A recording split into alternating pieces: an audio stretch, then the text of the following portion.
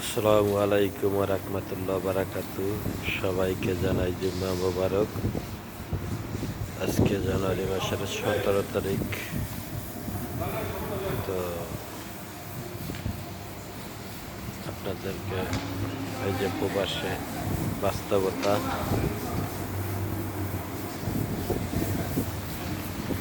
প্রবাস জীবনের বাস্তবতা তুলে ধরলাম।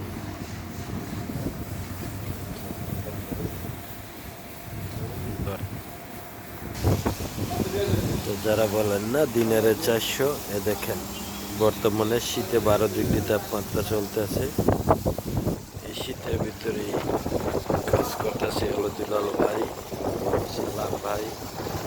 एक नेपाली भाई है, नेपाली, उसका नाम क्या है? तेरा नेपाल किधर है भाई? नेपाल किधर है? जनकपुर। ये नेपाली भाई है मेरा, एक साथ में काम करता है। वो साइड पे आ रहा है, उधर दो मिशोरी है।